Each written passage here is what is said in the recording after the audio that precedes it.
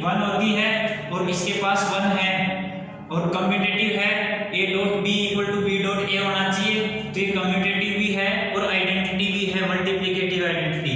तो ये सभी ये इंटीग्रल डोमेन है, इसके पास मल्टीप्लिकेटिव आइडेंटिटी कम्यूटेटिव दोनों है, ये मल्टीप्लिकेटिव आइडेंटिटी और कम्यूटेटिव दोनों है, तो ये तीनों क्या हो गए पूर्णांकीय प्रांत हैं, पूर्णांकीय प्रांत हैं।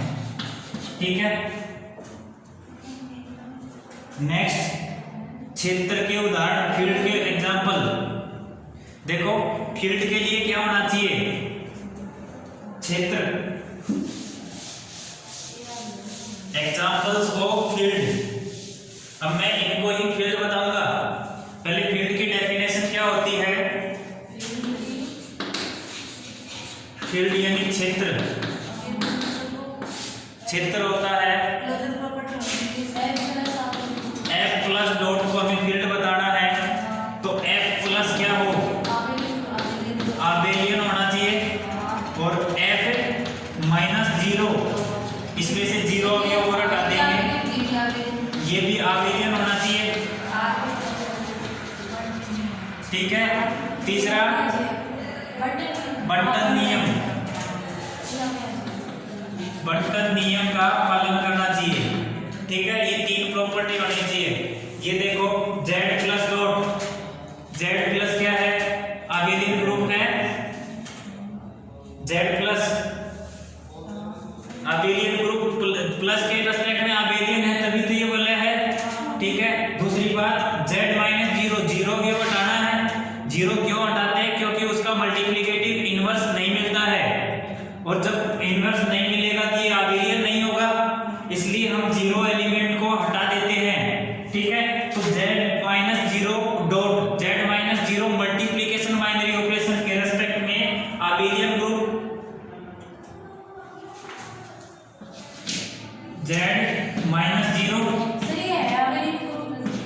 हाँ आबेलियन ग्रुप चेक करना है, क्लोजर, दो इंटीजर का product again close.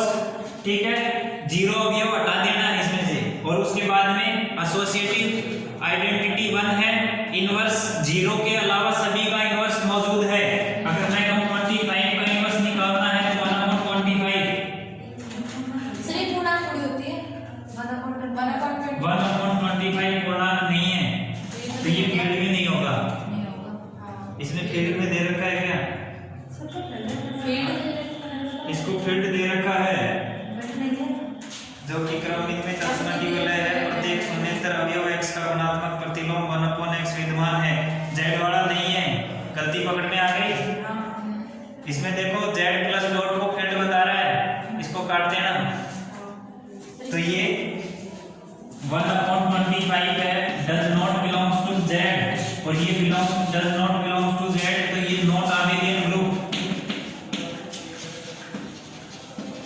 Not abelian group. ठीक है, ये आबेलियन ग्रुप नहीं है, इसलिए Z प्लस डॉट क्षेत्र नहीं है। आया समझ में, Z प्लस डॉट क्षेत्र नहीं है, फील्ड नहीं है। आया समझ में। नेक्स्ट देखो Q plus dot, Q plus dot,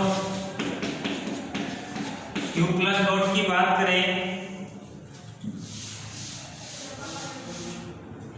Q plus आबेलियन है, वलय है, तो ये आबेलियन तो है ही।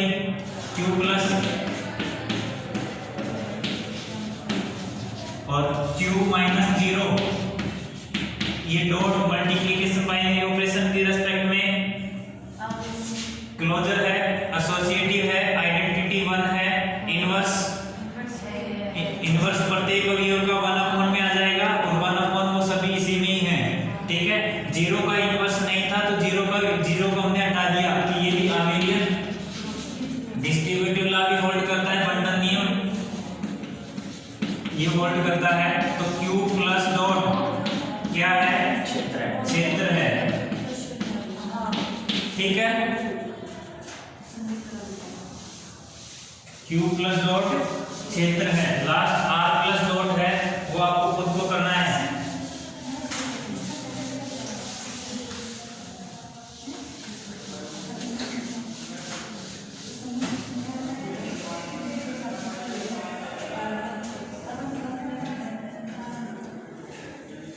एग्जाम्पल्स आपके लगभग खत्म हो गए हैं, अब थ्योरम स्टार्ट होती है। थ्योरम करते शुरू। ये पहली थ्योरम आपको खुद को करनी है। पहली में सीधा सिंपल दे रखा है a dot 0 equal to 0 dot a। अब ये एक अवयव 0 हो और वो मल्टीप्लिकेशन बाइनरी ऑपरेशन लगा रखा है तो 0 होगा। और इसको प्रूव करना पीछे देख लेना, इसमें जैसे जैसे ही करवा रहे हैं सीधा नहीं लिखना है a डॉट 0 इक्वल टू 0। अपन प्रॉपर्टी याद है वो सीधा डायरेक्ट याद रखते हैं, लेकिन प्रूफ जब करेंगे तो a डॉट 0 प्लस 0 करवा रहा है, फिर a dot 0 plus a dot 0, फिर लेफ्ट साइड में वो घटा रहा है, तो सेम ऐसे ही करना है, सीधा डायरेक्ट नहीं लिखना है। देखो नेक्स्ट थ्योरम है, सिद्ध कीजिए कि वलय R शून्य भाजक रहित होगी यदि और केवल यदि R में निरसन नियम लागू हो, कैंसिलेशन लॉ होल्ड करता हो। ठीक है, एक बार ये थ्योरम देख लेते हैं।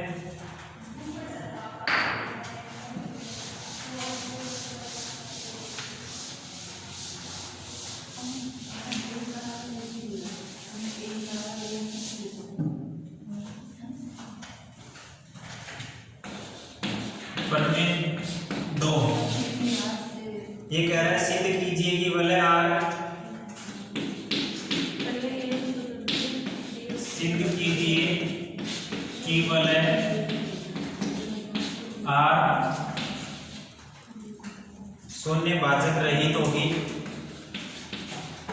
शून्य भाजक रहित होगी यदि और केवल यदि, यदि और केवल यदि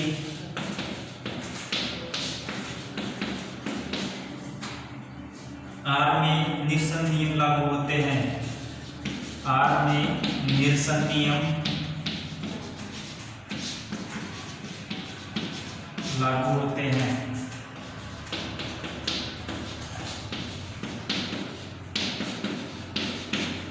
अथवा में है, दूसरा स्टेटमेंट भी लिख देता हूं मैं। सिद्ध कीजिए कि एक इकाई सहित क्रम विनिमय वलय, सिद्ध कीजिए कि एक इकाई सहित,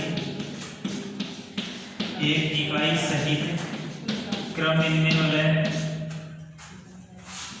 क्रम विनिमय वलय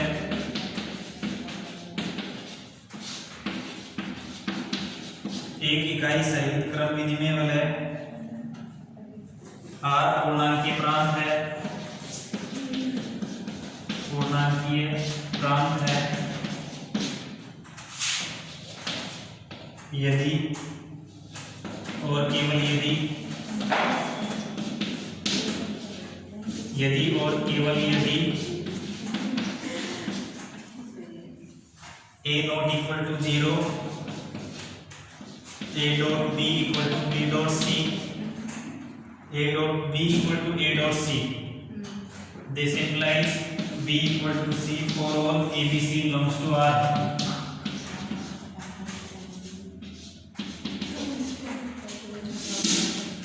देखो इधर ध्यान दो, थ्योरम क्या कह रही है, सिद्ध कीजिए कि वलय R शून्य भाजक रहित होगी यदि और केवल यदि R में निरसन नियम लागू होते हों। अगर इसके पास जीरो डिवाइजर नहीं है तो कैंसिलेशन लॉ होल्ड करेगा, और कैंसिलेशन लॉ होल्ड करेगा तो उसमें जीरो डिवाइजर नहीं होंगे। ठीक है, रिंग विदाउट जीरो डिवाइजर होगी। नेक्स्ट कह रहा है सिद्ध कीजिए कि एक इकाई सहित क्रम विनिमय वलय R पूर्णांकीय प्रांत है, यानी कि इसने कह दिया पूर्णांकीय प्रांत की परिभाषा क्या क्या होती है कि इसमें एक इकाई होना चाहिए, इकाई अवयव, और क्रम विनिमय होना चाहिए। इकाई वलय और क्रम विनिमय वलय हो, और पूर्णांकीय प्रांत कह रहा है, पूर्णांकीय प्रांत के लिए एक ये और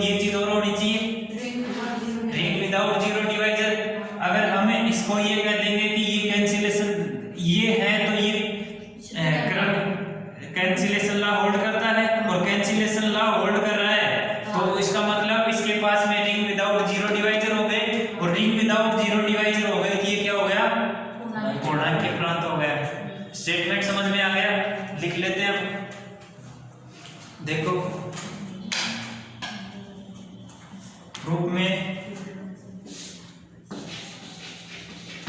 नेसेसरी कंडीशन,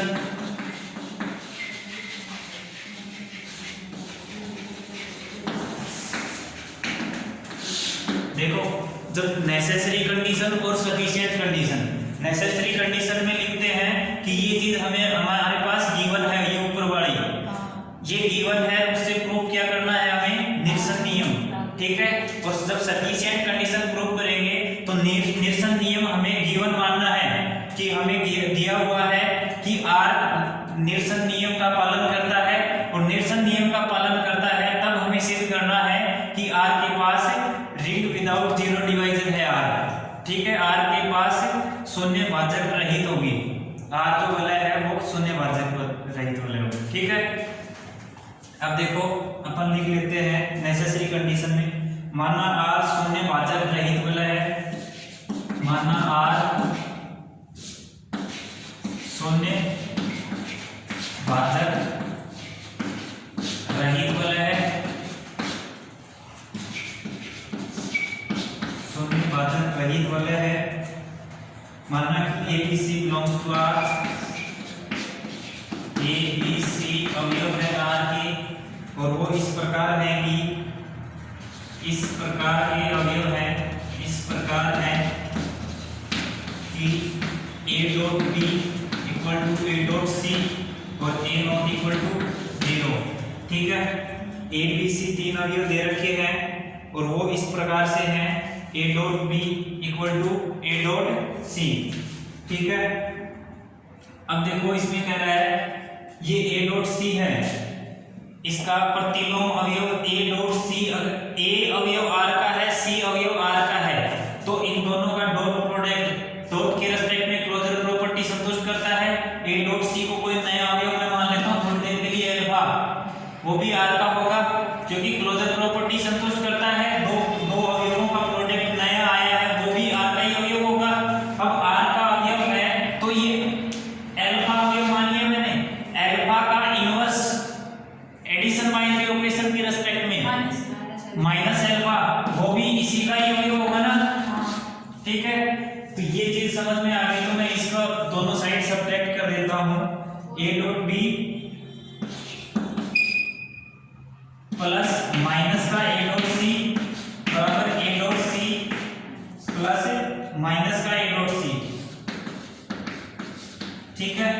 और ये माइनस का A डॉट C, इसको मैं लिख सकता हूं A dot B plus minus में A डॉट C, और इधर से ये A डॉट C माइनस का A डॉट C, ठीक है।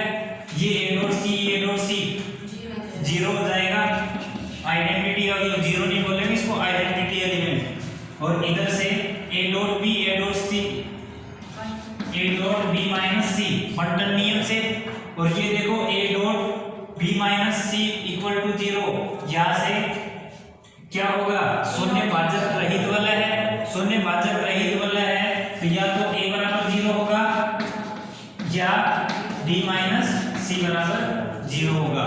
A तो 0 है, या तो A बराबर 0 होगा या B माइनस C बराबर 0, लेकिन यहाँ क्या कहा है A नॉट इक्वल टू 0, परंतु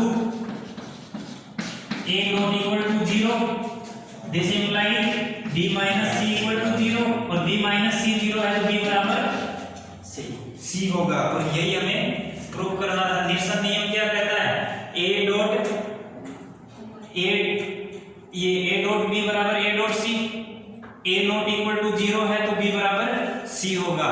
और यही अथवा वाली थ्योरम में ये कह रखा है A डॉट B बराबर A dot C, this implies B dot B बराबर C if A not equal to 0, ठीक है। ये नेसेसरी कंडीशन थी, समझ में आई। अब सफिशिएंट कंडीशन आती है, ये तो है, मैं एक बार स्टेटमेंट मिटा देता हूं, उतारना होता है।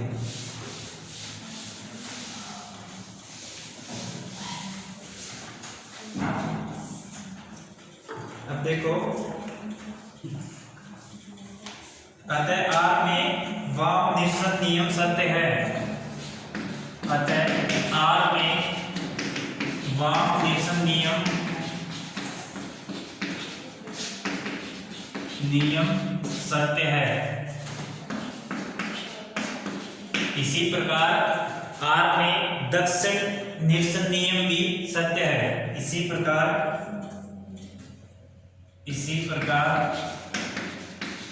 सर डायरेक्टली लिख देते हैं ना, निरसन नियम लागू होता है।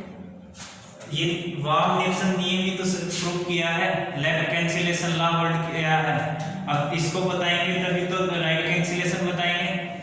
तो यहाँ से R में दक्षिण निरसन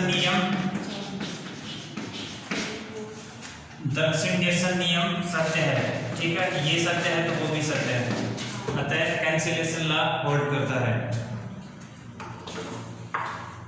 अब देखो सफिशिएंट कंडीशन।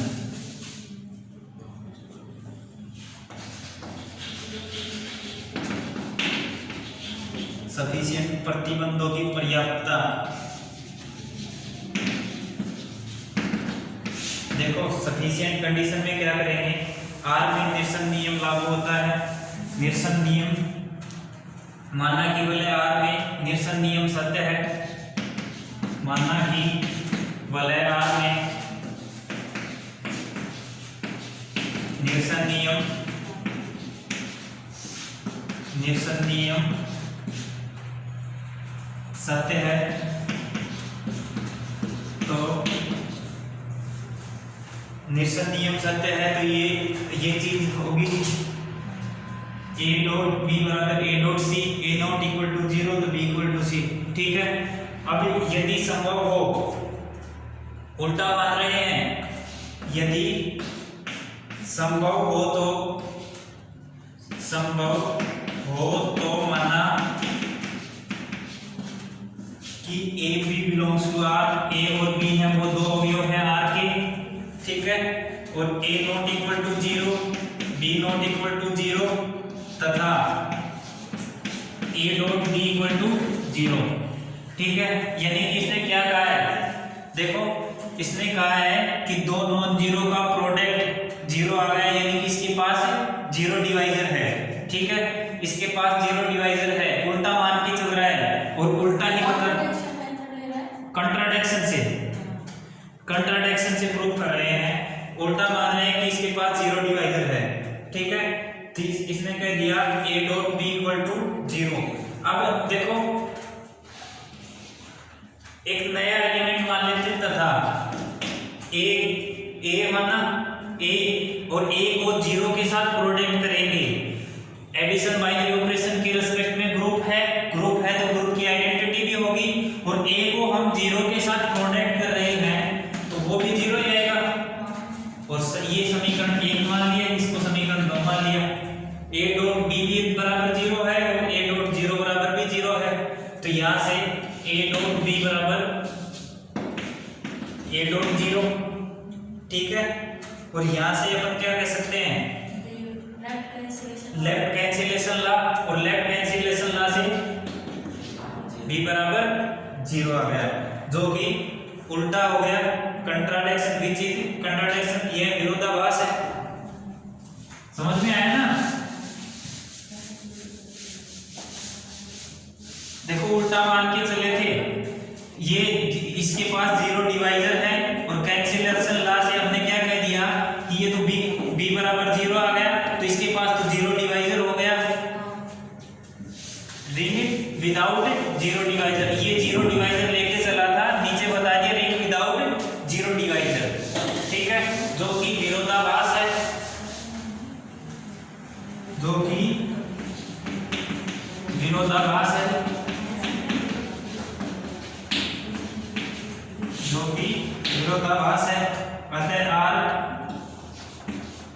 अतः R शून्य भाजक रहित है, ठीक है, यही प्रूव करना था। आया समझ में? वापस से रिवाइज करो, ठीक है। तो बाकी एक थ्योरम हो गई है, एक दो लास्ट कल कर लेंगे।